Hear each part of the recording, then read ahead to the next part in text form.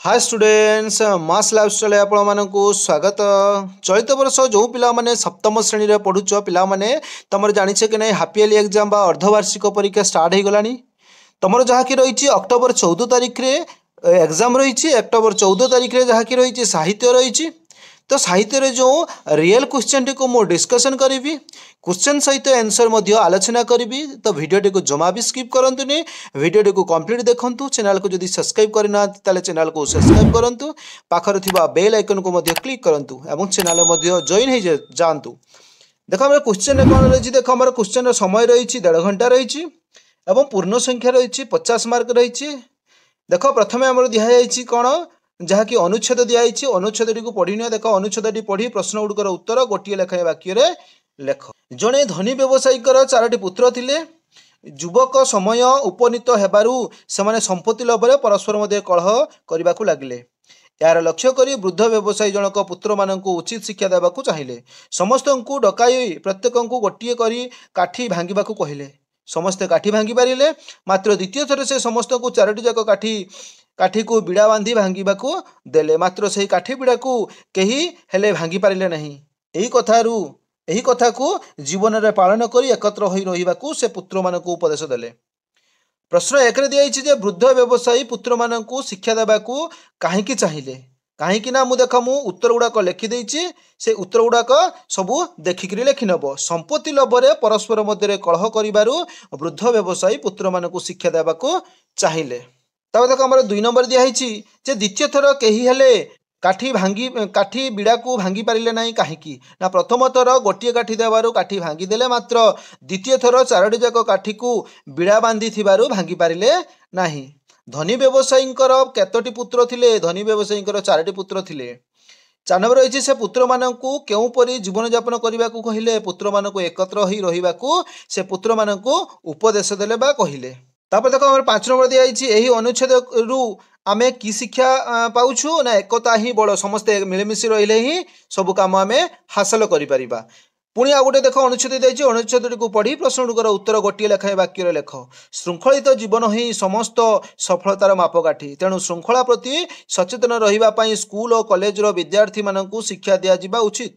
श्रृंखला अभाव बहु मेधावी विद्यार्थी परीक्षा सफलता हासिल करि पारंती नाही। धन ठारू समय अधिक मूल्यवान। समयर अपचय हेले समृद्धि बाधा प्राप्त हुए। पुणी निजर कर्म को निष्ठार सहित करिबा एवं दिया जाइथिबा काम को ठीक रूपे तुलाइबा मध्य श्रृंखलित जीवनर लक्ष्य। ए समस्त गुण को छात्र जीवन ही अभ्यास करिबा उचित। तापर देखो हमर 6 नंबर दिया से अनुच्छेद प्रश्नटा रही मेधावी छात्र कहीं परीक्षा रे सफल होई पारंती नाही ना। श्रृंखला अभाव मेधावी छात्र परीक्षा सफलता हासिल करि पारंती नाही। 7 नंबर दिया केउ अवस्था श्रृंखलित गुण को अभ्यास करा जिबा उचित। छात्र जीवन श्रृंखलित गुण को अभ्यास करा जिबा उचित। 8 नंबर रही समयर अपचय जो कौन हुए। समयर अपचय हेले समृद्धि बाधा प्राप्त हुए। 9 नंबर रही अपचय शब्दर विपरीतार्थक बोधक शब्द कौन हम संरक्षण बा संचय हो पारिबो। तब 10 नंबर दिया जे समस्त सफलतार मापकाठी कौन ना श्रृंखलित जीवन ही समस्त सफलतार मापकाठी। 11 नंबर दिया तुम विद्यालय परिसर रे एक उद्यान सृष्टि करने को कौन कौन कर 7टी वाक्य लेख। देखो प्रथमे मु लिखि देछि। देखो जे करे प्रथमे आमे विद्यालय परिसर रे एक खाली स्थान बाछिबा। खरे रही सेठारु आवर्जना और पत्थर हटाई सफा करिबु। गरे तापरे माटी को चसी मृदु और उर्वर करिबु। तापरे सेपटे मु लिखि देछि देखिनियो। तापरे देखो घरे दिया विभिन्न प्रकार फूल फल और औषधीय गछ लगाइबु। तापरे देखो गछ गुडी को नियमित जल सिंचन और सार देबु। तापर दिया चौरे उद्यानर चारि पाखरे बाउंश और तार बाढ़ देबु। 6 रही समस्त छात्र मिसी उद्यान को नियमित भावे सफा और सुंदर रखापी दायित्व नेबु। तापर देख 12 नंबर जे पद्यांशटी बुझी अनुरूप पदटीए रचना कर। यही आउ गोटे पद रचना करिया कहिछि। देख शस्य सिरी संपदरे सिहरी कुसुमित हेब पथ आमरी। आम कर्मरे आमे समरे सत्य शिव स्वप्न शिव अंतरे। ताकू मु लिखि देइछि देखिनियो।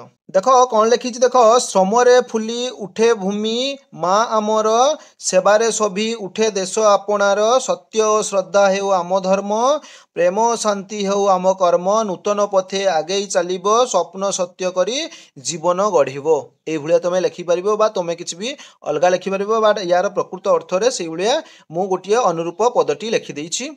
तब देख 13 नंबर दिखाई तल पद गुड़ी को कथा आकार लेख अंध लहड़ी बाबूरे हृदरत्न हार अंधर लौड़ीर अर्थ अंधर बाड़ी और हृदरत्नर हारर अर्थ मूल्यवान मूल्यवान हार बा गभीर स्नेहरे से श्रीकृष्ण को गभीर स्नेहरे आशावाड़ी सह तुलना करिसंती। खरे दिखाई आम राज्ये आंभर भी करे तम क्षय आम देश बा आम भूमि रे आम सूर्य तारा मानकर उदय करने को न देई समस्त अंधकार को दूर करे। तब देख 14 नंबर दिखाई जलर अपव्यय न करने को तुम्हें कौन कौन कर 8टी वाक्य लेख मु 8टी वाक्य लिखी देख प्रथमे मु जल आवश्यकता अनुसार व्यवहार करी दांत घषुवा बेले नल खली रखी ना वर्षा जल संचय करने रेन वाटर हार्वेस्टिंग व्यवस्था करी एवं लीक हेउथिबा नल बा पाइप को तुरंत मरामती करी गछ को सकाळ बा संध्यारे पानी देवी जार जल व्यर्थ हेब नाही। तापर देख पानी रे खेलिबा किंबा अवांछित भावे जल फिंगा फिंगी न करिबा बासन बा कपड़ा धुआ थिबा बेले जेतिकी पानी दरकार सेतिकी मात्रा रे व्यवहार करिबी एवं अन्य माननकु मध्य जल संचयर गुरुत्व बुझाई जल बचाओ अभियान रे अंश नेबी। 15 नंबर दिखाई देख जे परीक्षा समय घन घन विद्युत काट न करने को अनुरोध कर विभागीय कर्तृपक्ष को दरखास्त लेख 4 मार्ग रही। देख माननीय श्रीजुक्त विद्युत विभागीय कर्तृपक्ष बालियापाल बालेश्वर विषय रही परीक्षा समय घन घन विद्युत विच्छिन्न न करने दरखास्त महाशय श्रद्धा सहित निवेदन जे आम अंचल एबे घन घन विद्युत विच्छिन्न होउछि और यही समय आमर परीक्षा चली विद्युत काट हेबारु आमे पढ़िबार असुविधा भोग करुछु एवं परीक्षा प्रस्तुति ठीक भाव में हो पारु नाही। एणु विनीत प्रार्थना करे कि आपण दया परवश होई परीक्षा अवधि मध्य विद्युत सेवा सुचारू रखिबा पई आवश्यक व्यवस्था नेबे इति आपणकर निष्ठापूर्ण शिक्षार्थी आपणकर नाम लिखिबो तापरे विद्यालय लिखिबो एडी तारीख लिखिबो एडी स्थान लिखिबो जे कोनोसी स्थान तुमरो स्थान अनुसार। 16 नंबर दिखाई समाजरू निरक्षरता दूर करने को एक स्लोगान लेख देख उत्तर रही पढ़ा हेउ संपत्ति निरक्षरता हेउ अनियमिति पुस्तक खोल ज्ञान पाऊ निरक्षरता कहार आघात शिक्षारे आलोक निरक्षरतारे अंधकार हटा ये आम लिखिपर। 17 देछि वाक्य गठन कर बंदोबस्त आ अनुसंधान बंदोबस्त कौन ना परीक्षा छात्र छात्री सुविधार बंदोबस्त करा जाइछि अनुसंधान कौन ना शास्त्रीय गवेषणा अनुसंधान करा जाइछि।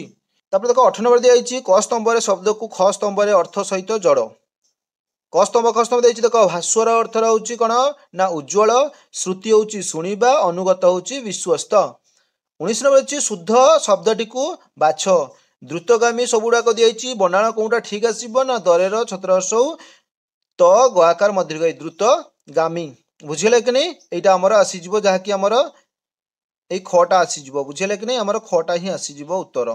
तार 20 नंबर देछि एवं विषय अति रहस्यपूर्ण आत्मार जटिल असजड़ा शब्द को सजाड़ी वाक्य लेख सजाड़ी लिखिले कौन हे विषय अति रहस्यपूर्ण एवं आत्मार जटिल।